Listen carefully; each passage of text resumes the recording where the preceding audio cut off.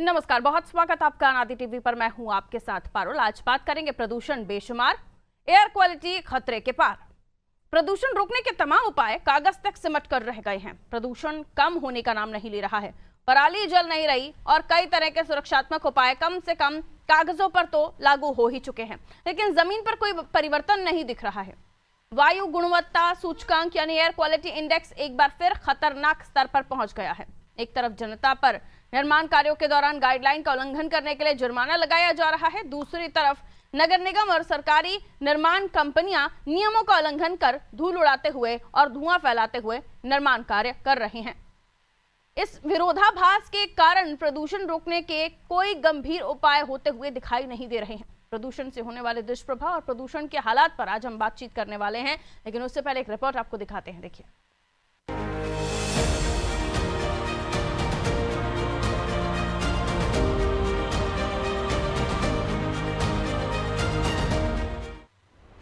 मध्य प्रदेश, उत्तर प्रदेश, छत्तीसगढ़ और उत्तराखंड के छोटे शहरों के अलावा देश की राजधानी दिल्ली प्रदूषण की चपेट में है। वैसे तो देश के सभी बड़े शहरों में भयानक प्रदूषण है, लेकिन कई जगह स्थिति ऐसी है कि सांस लेना मुश्किल हो रहा है। वायु प्रदूषण के कारण दिल्ली में इमरजेंसी घोषित कर दी गई है। डीजल वाहनों का बाहर से आना भी प्रतिबंधित कर दिया गया है। सभी निर्माण गतिविधियों पर रोक लगा दी गई है। डीजल जनरेटर कुछ खास जगह छोड़कर बाकी सब जगह बंद कर दिए गए हैं। दिल्ली में तो सुरक्षात्मक उपाय भी किए गए हैं, लेकिन वायु प्रदूषण रोकने के लिए किए जा रहे प्रयास मध्य प्रदेश, यूपी, छत्तीसगढ़ में सिर्फ दिखावा साबित हो रहे हैं। यही कारण है कि मध्य प्रदेश में पिछले वर्ष की तुलना में कई शहरों की वायु की गुणवत्ता सुधरने की जगह और बिगड़ गई है। इनमें देश का सबसे स्वच्छ शहर इंदौर भी शामिल है। साथ ही देवास, रतलाम, कटनी, छिंदवाड़ा, नर्मदापुरम आदि शहरों में एयर क्वालिटी इंडेक्स यानी AQI और बढ़ गया है। ये वृद्धि ऐसे समय में हुई है जब पराली दहन हो चुका है। सरकार ने निर्माण कार्यों में नेट लगाना अनिवार्य कर दिया है, किंतु फिर भी छोटे शहरों में प्रदूषण नियमों की अनदेखी हो रही है, जिसके चलते कई जगह प्रदूषण बहुत ज्यादा बढ़ गया है। उत्तर प्रदेश के गाजियाबाद में एयर क्वालिटी इंडेक्स 537 तक पहुंच चुका है। बुलंदशहर में भी यही हाल है। मध्य प्रदेश की राजधानी भोपाल में एयर क्वालिटी इंडेक्स 200 पर है। टीटी नगर में 230 है। इंदौर में 177 तक एयर क्वालिटी इंडेक्स पहुंच गया है। देवास में 240 है, यानी यहाँ पर स्थिति बहुत खराब है। रायपुर, लखनऊ, देहरादून जैसे शहरों में भी कई इलाकों पर बेहद प्रदूषण है। दिल्ली जैसे शहरों में तो प्रतिबंध है, लेकिन छोटे शहरों में ऐसा कोई प्रतिबंध नहीं है। इसी कारण छोटे शहरों में प्रदूषण बेलगाम होता जा रहा है। प्रदूषण के लिए उठाए जा रहे सारे कदम बेमानी साबित हो रहे हैं। पुराने डीजल वाहन धड़ल्ले से चल रहे हैं। डीजल जनरेटर लगातार चल रहे हैं। उद्योगों से धुआं निकल रहा है। सड़क खराब होने के चलते धूल उड़ जाती है और स्थानीय निकाय सरकारी निर्माण में प्रदूषण नियमों की अनदेखी हो रही है और सर्दी के कारण धुंध भी बढ़ गई है। ऐसी स्थिति में सांस लेने में परेशानी हो रही है। फेफड़ों से संबंधित रोग बढ़ते जा रहे हैं। बहुत से लोगों को दिल की बीमारी हो रही है। बच्चों की सर्दी, जुकाम, एलर्जी की परेशानी और बढ़ती जा रही है।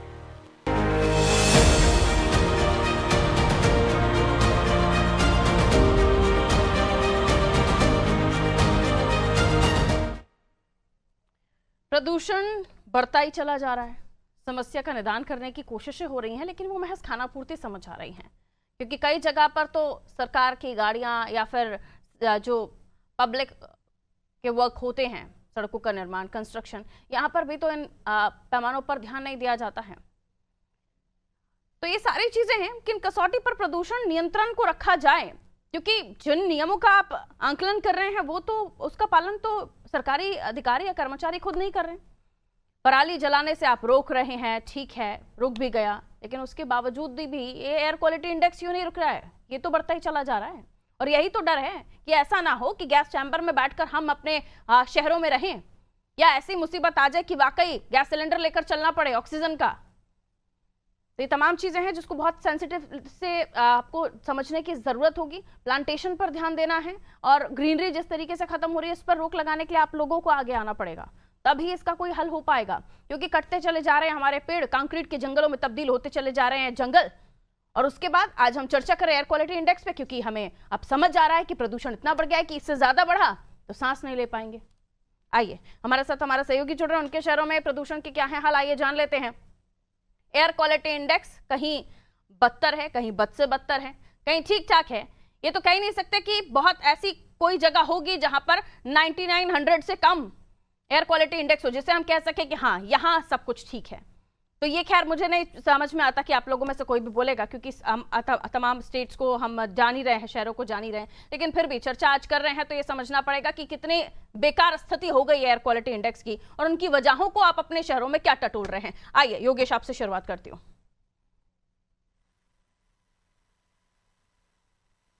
योगेश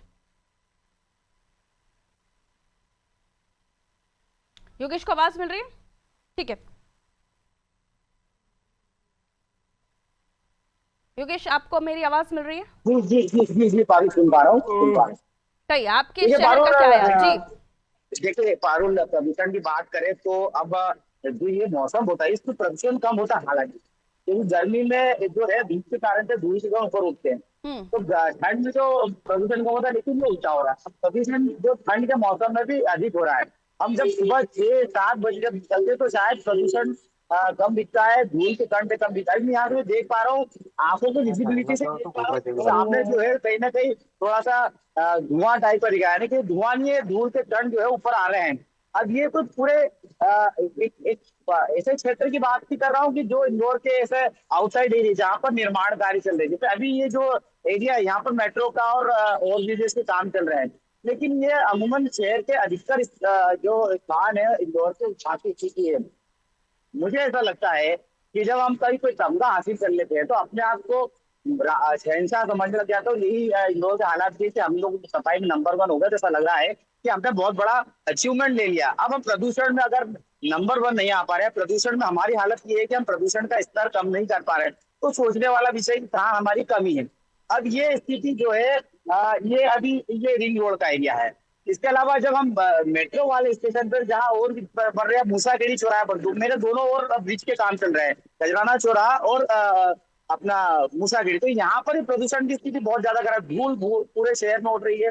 अब जो कलेक्टर या जिला प्रशासन ने कुछ इक्विपमेंट ऐसा लगा है जिससे बाईपास पर जो जहाँ पर ब्रिज के काम चल रहे हैं वहां पर प्रदूषण का स्तर कम कर सकेंगे, लेकिन मुझे नहीं लग रहा है कि वो भी शायद सक्सेस और सफल हो।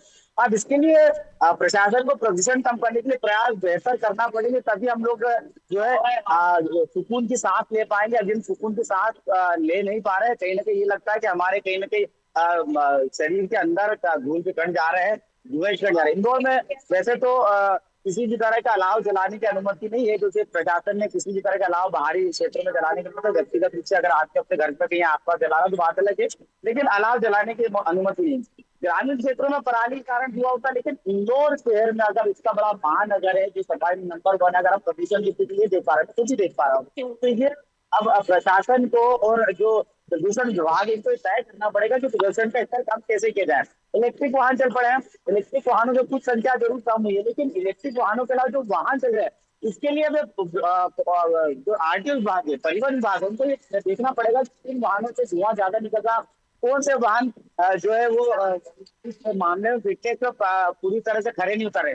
तो पूरे विभागों को, परिवहन हो, प्रशासन हो, नगर निगम हो, प्रदूषण, इन सभी को एकजुटता से प्रयास करना पड़ेगा, तभी जाके प्रदूषण कम होगा।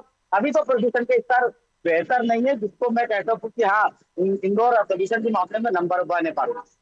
बिल्कुल, मध्य प्रदेश में अगर हम देखें तो किस कौन सी वो चीजें हैं जिनसे नियमों का उल्लंघन होता है? एक, जो निर्माण कार्य होते हैं वहां पर नेट लगाने के लिए कहा गया है, लेकिन ऐसा सिर्फ 20% जगहों पर ही मिल पाता है।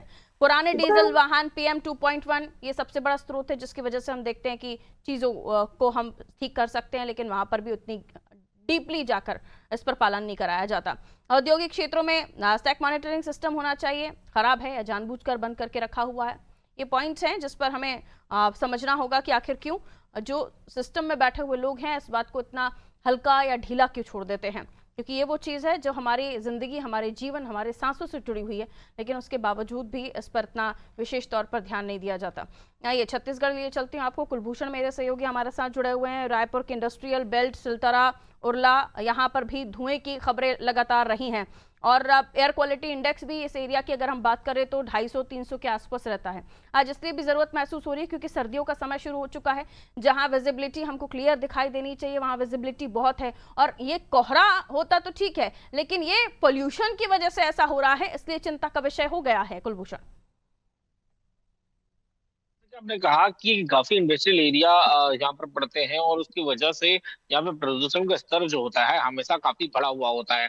अगर मैं नॉर्मल सिटीज की बात करूं, अगर मैं इंडस्ट्रियल एरिया से दूर जाऊं, केवल सिटीज की बात करूं, तो भी अभी प्रदूषण का एरिया जो है 160 के करीब यहाँ पर पहुंच रहा है। IQ अगर AQI की अगर बात करें तो करीब 160 के करीब है। वहीं अगर इंडस्ट्रियल एरियाज की जाऊं तो वो करीब 200 के पार या 200 तक जो है वो टच कर रहा है, क्योंकि लगातार सिलतरा और पुरा और आसपास के क्षेत्र में मांडर हो गया या बहुत से ऐसे ओरला, खमतराई, बहुत से ऐसे एरियाज हैं जहां पर लाइन से बड़े बड़े उद्योग हैं, यहाँ पर बड़े बड़े स्टील्स के वो हैं या फिर बड़ी फैक्ट्रियां यहाँ पर चलती है। चारों तरफ फैक्ट्री से घिरा हुआ है, उद्योग को लेकर काफी बड़ी फैक्ट्री। तो ये बड़े बड़े ट्रकें हैं और सबसे मेन चीज रायपुर जो है वो बहुत से नेशनल हाईवेज को जोड़ता है। तो सभी जो ट्रकें हैं, सभी जो उद्योग हैं, वो सबसे ज्यादा रायपुर में ही यहाँ पर है। भिलाई हो गया और रायपुर, ये दो ही जगह पे सबसे ज्यादा आपको प्लांट्स यहाँ पर देखने को मिलेंगे। यही वजह है कि भिलाई और रायपुर की अगर बात करें तो सबसे ज्यादा जो प्रदूषण का जो स्तर होता है इन्हीं दो क्षेत्रों में सबसे अधिक होता है। क्योंकि भिलाई थोड़ा सा एरिया अलग हो जाता है, वहां पे पेड़ पौधे काफी हैं, तो वो उस चीजों को थोड़ा दबा भी लेता है। लेकिन रायपुर जो आबादी में भी बहुत ज्यादा है, यहाँ पर सबसे ज्यादा रहवासी यहाँ पर हैं। करीब 30 लाख के ऊपर यहाँ पर रहवासी जो है यहाँ पर रहते हैं। 24 घंटा यहाँ पर पॉपुलेशन है। लोग एक दिन में 50 लाख से ज्यादा जो है लोगों के आवाजाही रायपुर के होके आने जाने को लगा रहता है। तो इसकी वजह से यहाँ का जो प्रदूषण स्तर है वो काफी हमें देखने को मिलता है। और वहीं अगर ठंड की बात करें तो ठंड में इसके जो हालात है वो और भी काफी गंभीर हो जाते हैं। आप सुबह हो या दिन शाम के वक्त हो, आपको सांस लेने में तकलीफ होती है। सुबह सुबह अगर चलिए थोड़ी राहत आपको अगर मिल भी जाएगी, लेकिन जैसे ही दोपहर और शाम होने का जो सख्त होता है, शाम होते होते तो आपको सांस लेने में भी जो है वो तकलीफ देना वहां पर शुरू हो जाएगी। और ये बड़ी समस्या है। और सबसे गलत चीज तो ये है कि इसमें प्रशासन की ओर से कोई खासा तैयारी नहीं हमको देखने को मिलती, ना ही कोई निर्देश हमको देखने को मिलता। जिस तरह इंदौर में भी बताया गया कि अलाव जलाने से और उसके लिए मना किया गया ठंड में, इस तरह की भी कोई सूचना जो है वो राजधानी रायपुर जैसे क्षेत्र में नहीं दी गई है। जबकि यहाँ तो सबसे पहले पाबंदी लगाना चाहिए, क्योंकि इंडस्ट्रियल एरिया है, प्रदूषण पहले से है, ठंड का समय है। और अगर आप इस तरह से अगर कुछ भी कचरे या फिर कुछ भी अगर आप अलाव इस तरह कुछ भी अगर आप जलाते हैं तो उससे और ज्यादा प्रदूषण यहाँ पर होगा। क्योंकि अब नगर निगम उस लेवल पे तो काम कर नहीं रही है कि आप पॉलिथीन अलग कीजिए, हम कोई है ना, कोई स्वच्छता में नंबर 1 पोजीशन पर तो है नहीं कि हम चीजों को अलग अलग चीजों को अलग अलग कर सके। पॉलिथीन अलग कर लें कि भाई प्लास्टिक अलग कर लें, ये सब चीजों को अलग कर लें। लोगों को जो मिलता है वो जलाते हैं, उस चीज को देखने वाला कोई नहीं है। यही वजह है कि आज नौबत ये आ गई है कि बहुत कम एज में बहुत सी प्रॉब्लम। हम तो ये भी देखते हैं कि टायर जलाए जाते हैं, उससे कितना प्रदूषण होता है। लकड़ियां जलाना, किसी भी चीज को जलाना, उससे हार्मफुल गैसेस आपके एयर में जा रही हैं, आपकी हवा में मिल रही हैं, और इसको समझना होगा। वरना जो अभी हम नहीं समझ पा रहे हैं, अगर उसको अभी भी सीरियसली नहीं लिया जाएगा तो वो दिन दूर नहीं है, नए हॉटस्पॉट उन छोटे शहरों में तैयार हो जाएंगे जहां एयर क्वालिटी इंडेक्स मापने की मशीन तक नहीं है। वहां कैसे पता करेंगे? वहां पे भी यही स्थिति हो जाएगी कुछ टाइम के बाद। ठीक है, बाकी सहयोगी भी मेरे साथ जुड़े हुए हैं। भोपाल से रिजवान जुड़े हुए हैं, सोमनाथ भी जुड़े हुए हमारे साथ, लखनऊ से मेरे सहयोगी जया जुड़ी हुई है हमारे साथ। मैं उत्तर प्रदेश का रुख कर रही हूँ। जया, यहाँ पर भी फॉगिंग की बहुत ज़्यादा जो समस्या है वो देखी जा रही है, लेकिन ये फॉग नहीं है, ये बताया जा रहा है प्रदूषण है, क्योंकि छोटे बड़े बहुत सारे वाहन है, आबादी ज़्यादा है, और साथ में साथ जो सड़कों से उड़ रही डस्ट है, इसने और सोने पे सुहागा वाला काम कर दिया है प्रदूषण के मामले में। एयर क्वालिटी इंडेक्स अभी क्या नोटिस किया है, और यहाँ जो एयर क्वालिटी इंडेक्स जो बढ़ने की खबरें आ रही हैं उसके पीछे आप NCR भी देख लीजिए, धुंध पड़ी हुई है, तो क्या कारण मान रही हैं?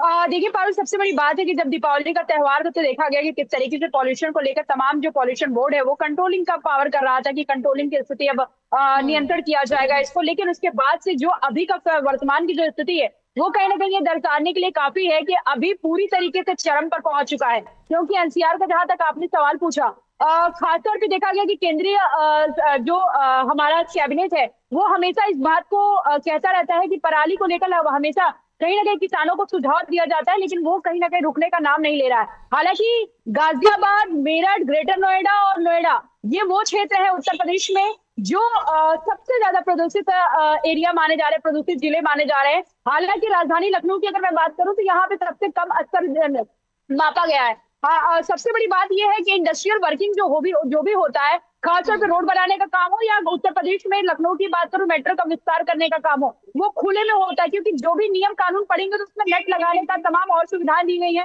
ताकि जो राहगीर है उनको किसी तरीके का समस्याओं का सामना ना करना पड़े। लेकिन वो धूल भागते हुए नजर आते हैं। सड़क किनारे आप चलेंगे, धूल आपके मुंह पे लगता है कि ऐसा कहने को कि पूरे तरीके से आपका चेहरा जो है पूरी तरीके से बदल जाएगा, पूरे धूल धूल चेहरा नजर आने लगता है। खासतौर पे जो है नियम किसी तरीके का कोई नहीं बना हुआ है। आप किसी भी तरह खुले में सामान बिक रहा है, पूरा प्रदूषित है, तो लोग जा रहे हैं रास्ते में, उनको अब डॉक्टर ने यहाँ सचेत करना शुरू कर दिया कि प्रदूषण का असर लगातार जो है वो भयावह होते जा रहा है और मास्क लगाना बेहद जरूरी है। खासतौर पे जिसको सांस की समस्या है वो घर से बाहर निकलने तक डॉक्टर ने ऐलान जारी कर दिया है कि घर से आप बाहर मत निकलिए, आप जान भी जा सकता है। ये सोच कर देखिए कि डॉक्टर सलाह दे रहे हैं कि घर से बाहर मत निकलिए वरना आपकी जान भी जा सकती है। ये स्थिति है एनसीआर उत्तर प्रदेश। और जीआरएपी लागू होने के बावजूद भी यहाँ पर उतना सख्ती नहीं देखी जा रही है उसको पालन कराने के लिए, और प्रदूषण कुछ इस कदर बढ़ रहा है। आप गाजियाबाद का स्टेटस देख लीजिए, 500+। सांस लेंगे कैसे लोग यहाँ पर? मास्क लगाकर लोग प्रदूषण के लिए जब प्रदर्शन कर रहे हैं तो उस प्रदर्शन पे उनको उसी प्रदूषण की वजह से लाठियां खानी पड़ रही हैं, तो लोग आवाज भी ना उठाएं।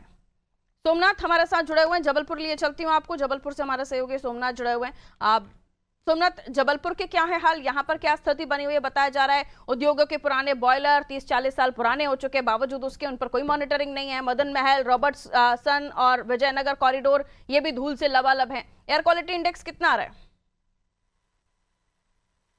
देखिए, बता दें जबलपुर में जिला प्रशासन की पूर्व पिछले वर्ष काफी तैयारी की गई थी। ठंड में काफी निर्देश जारी किए गए थे कि नगर निगम द्वारा जो भी डंप कचरा किया जाता, कचरा कहीं नहीं जलाया जाएगा। अलाव की जो व्यवस्थाएं रहती थी वो टोटल बंद कर दी गई थी। तो इस तरह के जो भी टायर जलाने को लेकर ऐसे कई चीज के निर्देश जारी किए गए थे। इस बार भी उसी निर्देश का पालन किया जा रहा है और लगातार देखने में आ रहा है कि जो अभी अलाव की भी जो लकड़ियां जलाते थे लोग वो भी बंद है, और कचरा भी जलाने पे नगर निगम द्वारा निर्देश दिए गए हैं कि कचरा ना जलाया जाए। तो अभी बात की जाए तो जो निर्माण कार्य जहां हो रहे हैं, जहां सड़कों निर्माण है, वहां धूल के गुबार जरूर नजर आ रहे हैं। जैसे आप विजयनगर की बात करें तो विजयनगर में भी काफी धूल है। फ्लाईओवर का जो निर्माण जहां पर चल रहा है वहां पर भी काफी धूल के गुबार लगातार नजर आ रहे। तो ये दिक्कतों का सामना लगातार करना पड़ रहा है। लेकिन ठंड में जो कोहरे की चादर लगातार अब बढ़ती जा रही है, जिसकी वजह से देखने में ये आ रहा है कि जो कोहरा हो रहा है उससे अगर कचरा जला रहा है या कोई भी धुआं कर रहा है तो उससे पूरी चादर से पूरा अंधेरा छा जा रहा है और दुर्घटनाएं लगातार होने पे आ रही है। ग्रामीण क्षेत्रों में भी अभी दुर्घटना इसी वजह से लगातार हो जा रहे हैं क्योंकि कोहरे की चादर अब सुबह लगातार बढ़ने लगी है। तो ये एक बड़ी समस्या है, इसमें प्रशासन को पूर्णतः ध्यान रखना पड़ेगा और जन प्रतिनिधि और आम जनों को भी इसमें जागरूक होना पड़ेगा। हमारे पास कुछ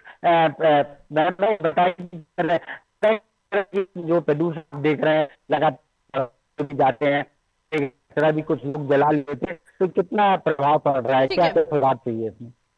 सर यही चाहिए कि प्रदूषण किसी भी स्थिति हो अच्छा नहीं रहता है, मगर वर्तमान में जो सरकार की तरफ से पाइपलाइनें सड़कों में डल रही हैं और बड़े स्तर से खुदाई चल रही है, तो वो खुदाई जो दिन भर धूल भी रहता है और शासन की तरफ से तो मना है ये लकड़ी वगैरह नहीं जलाने का, मगर फिर भी क्षेत्रीय लोग जो है वो लकड़ी का उपयोग जरूर करते हैं। और उस धुएं से क्या होता है कि धुंध तो है ही अपनी जगह, धुएं के कारण और धुंध से कहीं ना कहीं घटनाओं का हो रहा है। बताए किस तरह सुधार होना चाहिए इसमें? जो देख रहा धूल के गुब्बारे इधर सामने देखें, सामने जी। नमस्कार सर, इस समय कम से कम प्रशासन को इस बात का ध्यान देना चाहिए कि जो आम नागरिक हैं वो कचरा सामान्य रूप से ना फेंके, ना उसको जलाएं और एक स्थान पर यहाँ पर डालें। जी आइए आगे आइए। बताए लगातार प्रदूषण देखते हैं आप सुबह से लेते और जैसे आप रास्ते परेशानी होती पॉल्यूशन तो बहुत है जो इससे प्रदूषण बहुत हमारे के लिए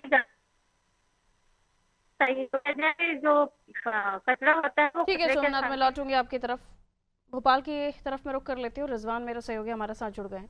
रिजवान, राजधानी भोपाल के लिए हमेशा से ये कहा जाता है, इवन मध्य प्रदेश के लिए भी, कि सबसे घने सबसे हरियाली यहाँ पर आपको मिलती है और ग्रीनरी की वजह से, खूबसूरती की वजह से मध्य प्रदेश जाना भी जाता है। लेकिन एयर क्वालिटी इंडेक्स 250 के पार पहुंच जाना ये चिंता का विषय इसलिए भी हो चला है क्योंकि मध्य प्रदेश में हम देख रहे हैं कि जो नियम है उनका पालन नहीं हो रहा। कंस्ट्रक्शन साइट्स को ढकना, एंटी फॉगिंग मशीनों का इस्तेमाल होना, कुछ भी नहीं हो रहा है। जो सफाई, सड़कों की सफाई करने के लिए मशीनों का निकलना होता था वो भी खड़ी हुई है। तो फिर प्रयास तो कुछ भी मध्य प्रदेश की राजधानी में भी नहीं हो रहे हैं ना।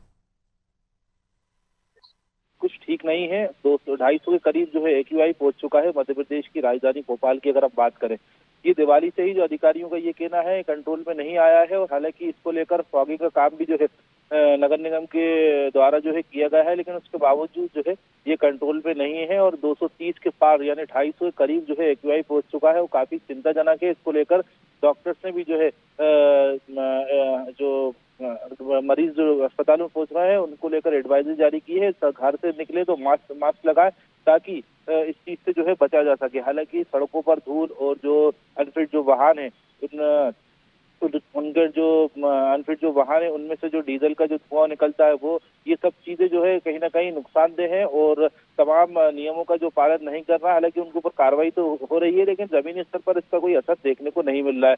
दूसरी तरफ अगर हम बात करें, नगर निगम द्वारा लगातार फॉगिंग जो है सड़कों पर की जा रही है, उसके बावजूद जो है AQI कंट्रोल में नहीं आ रहा है। हालांकि बैठकें भी इसको लेकर हो रही हैं और डॉक्टर्स भी जो है लगातार लोगों को हिदायत दे रहे हैं। कहीं ना कहीं एक बड़ी चिंताजनक है कि 250 के करीब राजधानी भोपाल में जो है AQI पहुंच चुका है। जी, बहुत शुक्रिया आप सभी का हमारे साथ जुड़ने के लिए। तो अलग अलग शहरों से हमारे रिपोर्टर्स जुड़े हुए थे और अपने क्षेत्र की जानकारी दे रहे थे, क्योंकि ज़रूरी है कि आपके आसपास की आबो हवा के बारे में जानकारी आप तक पहुंचाना। कि आप जिस जगह पर हैं, कई बार तो आपको पता भी नहीं कि आपके क्षेत्र का एयर क्वालिटी इंडेक्स है क्या, क्योंकि एयर क्वालिटी इंडेक्स मापने वाली मशीनें भी कई जगहों पर कमी है। 1-2 या बड़ा शहर है तो उससे ज़्यादा भी हो सकती हैं, लेकिन कई जगहों पर है ही नहीं। छोटी जगहों पर चले जाइए तो ध्यान नहीं दिया तो कुछ समय बाद वो भी हॉटस्पॉट बन जाएंगे, गैस के चैम्बर।